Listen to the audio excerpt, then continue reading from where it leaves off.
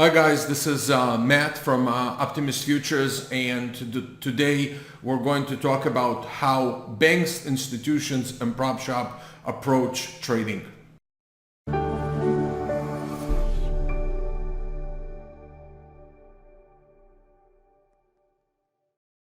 So I wanted to first wish you a Merry Christmas, Happy Hanukkah, and if I don't do any videos until the end of the year, I wish you nothing but the best of 2020 and whatever life can offer you. I hope it's only good things.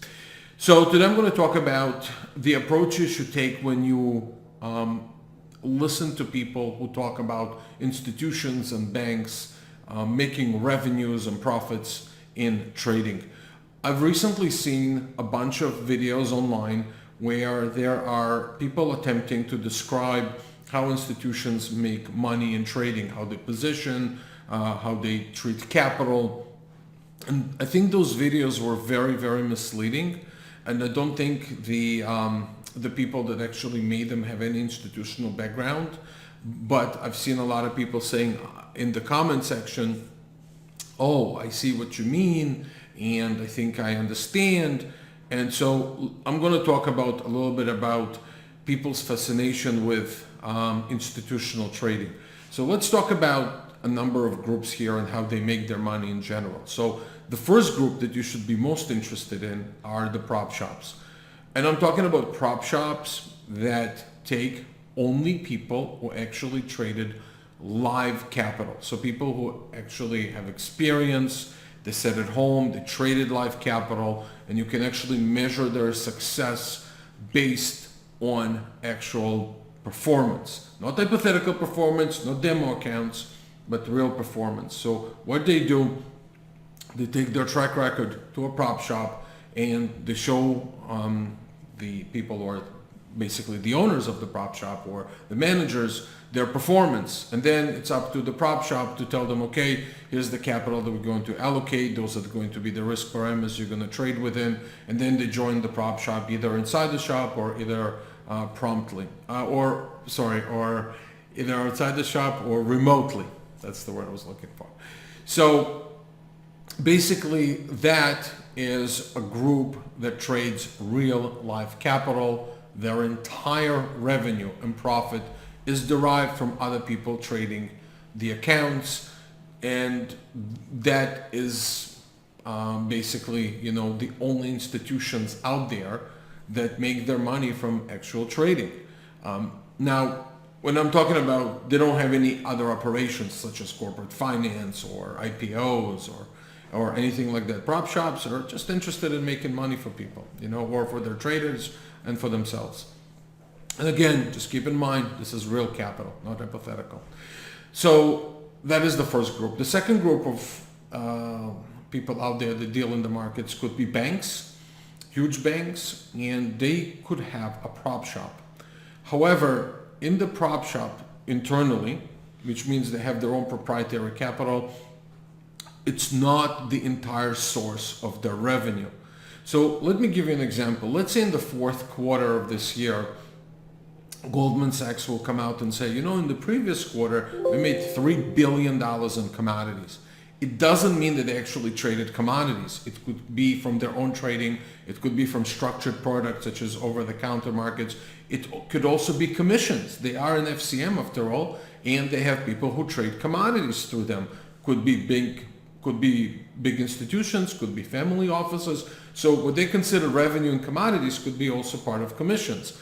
Banks in general, if they could avoid speculating in the markets and rely their entire revenue on structured products, selling things, that's where they excel. And that's why we've seen even in bad markets, they make really good money, because sometimes they would sell things such as insurance. They would sell, again, structured products like forwards. So don't be fascinated with the banks or with other institutions thinking that they have some sort of a secret recipe to make money. Day traders struggle just like everybody else. Now, clearly they have the technology, they have the research, they have really good brains, But don't think for a minute that any of those people that you think are only making their money from trading proprietary capital. That's their entire source. In fact, for most institutions out there on the street, it's not their source. Their source is anything but trading. And then there are institutions who don't deal in trading at all, right? So there could be small shops out there that a lot of small traders or traders in general think that they have some sort of a secret sauce, but they don't. What they do is also structure deals, revenues, commissions, and things of that nature.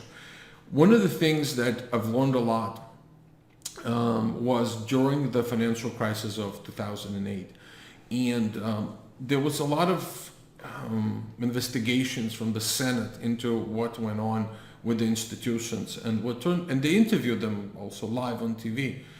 They really grilled them, and one of the things that they explained that they do that baffled the senators a little bit. What they said is that how could you sell something to a counterparty when you knew this is not a good investment? And their answer was, but that's what we do. We price structured products. We price them, and if they want to buy it, they buy it. So for example, you could be an investor, let's say in Singapore, and you have some sort of a fluctuation, in the Singaporean dollar, and you want to stop that because you're also investing in Australia. So now you have Australia, Singapore fluctuations, and you want to protect obviously your investments first, but it's also the fluctuations in Australian dollar versus Singaporean dollar. So you approach a big bank and say, this is my exposure, and could you build a product for me? And they say, yeah, sure. So they build a product, they charge you for the product, and that's considered for them revenue. And many of them function that way. So you as a trader, you have to stop being fascinated with what I call the street, meaning that all kinds of myths about how institutions actually make their money. A lot of traders think that they have some sort of like I said before, secret sauce and secret recipe, when in fact they have traders who don't know tomorrow's prices. They don't. They struggle just like anybody else. Yes, they have the advantage of technology. Yes, they do have the advantage of research, but it does not guarantee that they will make money in their own trading. There are hedge funds who lose hundreds of millions of dollars, which basically rely on revenue, right? They rely on profitability in their own proprietary positions. And sometimes they lose money, and they could be really, really big with a lot of personnel, and all that doesn't help. So I want to give you the belief that you as a trader, you have the ability to make decisions, okay, just like those other people do, based on your risk tolerance and your risk capital. Stop being fascinated with what others do and what institutions do, and be more in tune with what you do. Be in tune with your capital, be in tune with your analysis, be in tune with your software, and you can operate in your environment. Now, your environment is not limited. It could be if you have a little bit of capital. Capital is always an issue. You always have to be more careful, and the people who have more capital doesn't guarantee they'll be successful, but they can withstand the fluctuations in the market. But besides that, you have speed, you have execution, you have good platforms, you have everything you need in order to succeed as a trader. And I would say that it's very challenging and it's really, really hard, but I want you to focus on what's available to you as a trader, as a retail trader. Because if you're always looking at what others do and how they make their money, it's very misunderstood to many retail traders how the street operates. So anyway, I hope it helps you. Just remember, please, always use your risk capital. There's a substantial risk of loss in futures trading. Past performance is not indicative of future results. And everything that I say here is truly my opinion with the intentions to help you. Your experience might be different. You're an independent trader. You're allowed to make your own decisions, and I respect it. I'd love to earn your business. If you are considering a brokerage for your futures trading business, would love to answer all your questions. So please call us. If you're in North America, it's 1-800-771-6748. If it's a local number, you have to call us internationally. It's 561-367-8686. And you're always welcome to come to our main site, which is www.optimusfutures.com. Thank you, and I wish you a great Happy New Year. Take care.